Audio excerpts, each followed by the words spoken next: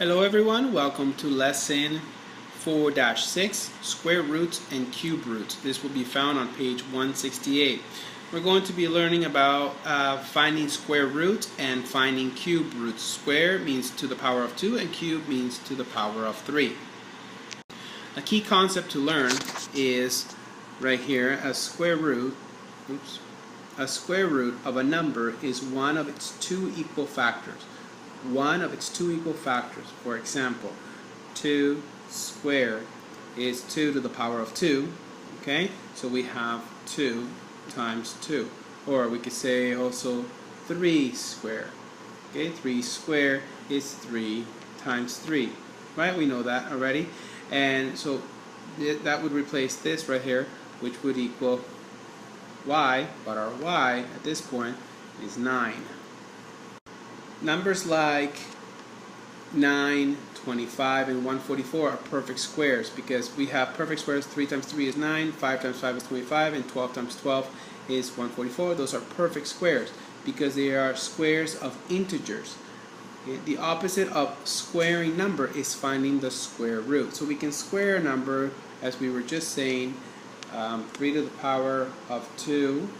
Okay, that is to square a number. Squaring a number, or finding the square root of a number would look like this. Okay, when we find the square root of 9, we know it's 3. Okay, because 3 times 3 is 9. A radical sign, as you see right there, a radical sign, this right here looks almost like a division sign, is used to indicate a non-negative square root. Non-negative.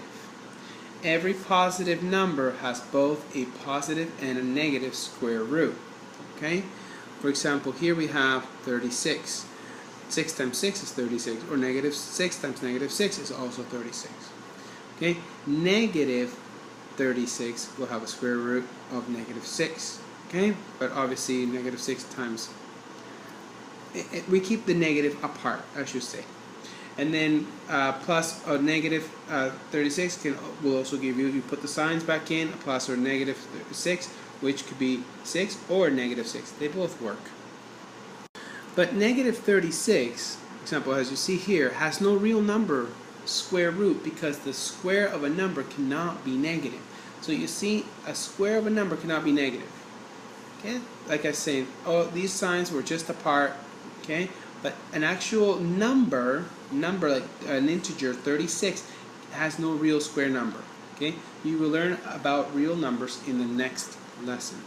Okay, quickly here you can look at the examples where we have square root of 9 is 3 because 3 times 3 is 9, right?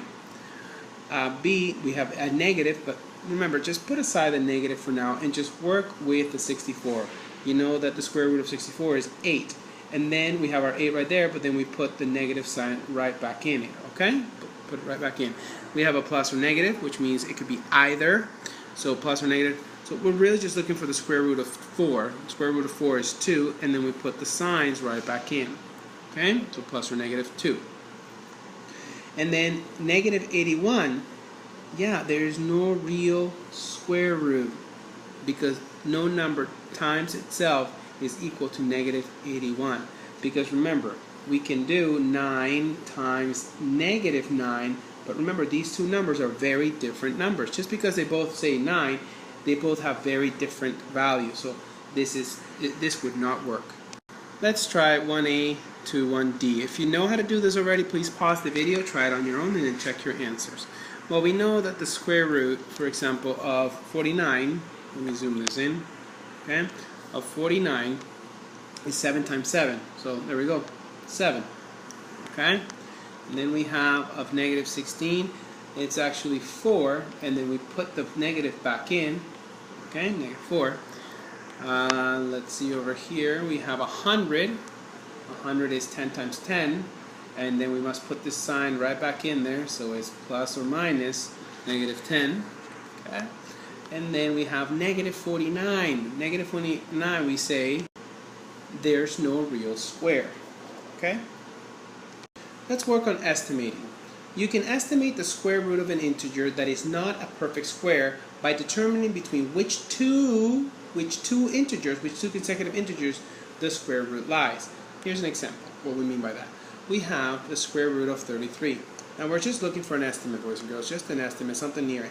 Okay, which perfect squares are near it? I know that 25 is one below it because 5 times 5, but there's also 36, right? 6 times 6. I'm guessing that this is the closer one. So a good estimate, okay, would be the closer one. The largest perfect square less than 33 is 25. The smallest perfect square then 33 is 36, okay? Plot each square root on a number line, then estimate. Here we have them, okay, 25, and then we have 36, and 33 is right there. Not too far off, right? Not too far off. Then estimate. Okay, here's our estimate. And I mean, we can do this whole run around if you want to. This is just the way they think about it. And we did come up with 6, because we know that 33 is closer than 25 to the number 33. So we have 6. But if we were to actually do it, this is how you check on your calculator, okay? You type in the second function, and you type in the radical sign, you type in 33 and enter, and it's going to give you the actual square. So if you multiply 5.74 times 5.74, you will get 33. Okay? But the closer, 5.7, it's very close to 6. So you can say about 6. And you know that 6 is higher because you round it up. You rounded this number to 36. Okay, B is done the same way. Now we've been given the number 129. As you see, the negative square root 129, right? 129, I know that I can do 11 times 11 and it's 121, or I can do 12 times 12 and it's 144. Now remember, we're working with the negatives. So now we're moving in this direction. Okay, we're moving towards the negative direction. And you can see that negative 121 is larger than negative 129 and then negative square root 144. Right? But which one's closer? I see a smaller gap here. So we can actually see that it's going to be negative 11. Notice the mistake they made here. They actually wrote the negative sign inside the square root. That is a type error, typo. Because you can see here it's on the outside, over here it's on the outside, and here it's on the outside, so that's a typo. But yeah, this is the closest, and you can even check it with your calculator where you put in the negative sign, right? Second function, radical sign, 129, enter, is going to give you negative 11. Okay, you have to put the negative so that you know it's 11. If you miss out on putting the negative sign in on your scientific calculator, just remember to do it yourself. Alright, let's work on estimating 2a to 2d. Remember, if you know how to do this, please pause the video and try it now. Let's try. So I know that if I think about the perfect square closest to this, I'll have 8 times 8 is 64. So really, the closest one to this would be about 8. 8 times 8 is 64. Okay, let's try it here. Let's see. 23. 4 times 4 is 16. 5 times 5 is 25. There we go. So about 5. Don't forget the negative sign. You need to put it back in there. Okay. And then we have 14. 2 times 2 is 4. 4 times 4. There we go. 4 times 4 is 16. So about 4 is our square root there. And then we have 8 times 8 is 64. 9 times 9 is 81. So 9 times 9 is pretty close. It's only 2 numbers away. Put the negative sign back in. And there you have it. On page 170 now. When finding square roots in real-world situations, use the positive, or what we call the principal, or maybe even absolute value. The principal square root when a negative answer does not make sense. So if you get a negative answer and it doesn't make sense, use the positive. Okay, use the counter, because it's really, you're looking for possibly an absolute value. On a clear day, the number of miles a person can see to the horizon can be found using the formula D is for distance, equals 1.22 times the radical sign, or the square root of h. I believe h is the person's distance from the ground in feet. Okay, so we're doing the ground in feet. So clearly, boys and girls, this is our constant. This is the number that doesn't change. If this changes, the distance will change. So if the number of feet changes, the distance okay, and the horizons by miles will change as well. So these two are depending on one another, but this is our constant. Okay, this is important. This is the same as the equation of a line, which is a lesson you'll have later on. The observation deck of Seattle Space Needle is 520 feet high. How far to the horizon can a person standing on the observation deck see? Round to the nearest 10. So 520 feet is the distance from the ground in feet, how high you can go. The higher you go, the farther you can see, obviously, right? So here's our equation.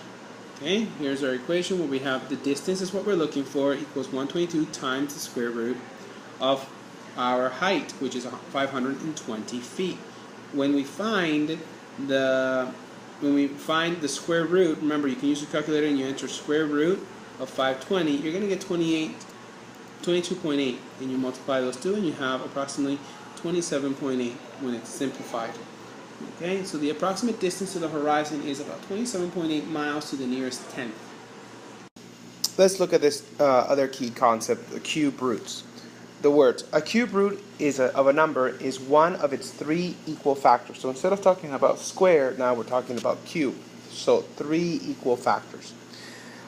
In symbols, if x cubed, x to the third power, which we can say x cubed, equals y, then we can say x equals the cube root of y. Examples. Since 2 times 2 times 2, or 2 to the power of 3, is 8, we say that 2 is the cube root of 8.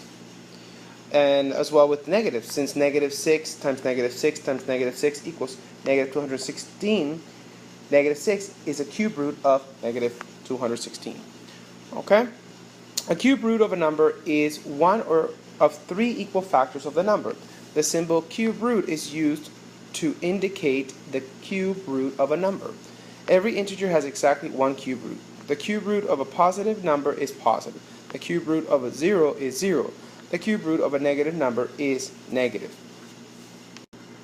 You can see here in example 4 how cube roots are completed when we're asked to find each cube root. Okay, so we have cube root of 343. You know, it's equals 7 because 7 times 7 times 7 is 343. And you have it here as well with cube root of negative 729. It's negative 9, and that's how it's written. So let's try for A and 4B. Cube root 64. I know that 4 times 4 times 4 is 64. 4 times 4 is 16 times 4 is 64. So we say that it's 4 cubed. Cube root of negative 1,331. I know that this looks a little tough, but what you have to do is just trial and error. And when I do trial and error, I tried this. 11 times 11 times 11. 11 times 11 is it's 121 times 11 is 1,331. But we know that it has to be negative. So my answer actually has to be a negative 11. Negative 11 cubed, okay, is the same as negative 11 times negative 11 times negative 11. Negative 11 times negative 11 is positive 121, but positive 121 times negative 11 is negative 1,331. The same way that we estimated for square, we can also do it in example 5 for cube. Let's try it with cube root 72 and cube root 2024. For cube root 72, I would say it's about 4, because 4 times 4 times 4 equals 64, and that's the closest I can get. And for negative cube 2024, okay, I would say, or you could say cube root negative 2024, I would say is about 13. Oops, I meant to say about negative 13. Because negative 13 times negative 13 times negative 13 is exactly negative 2,197. That's as close as I can get.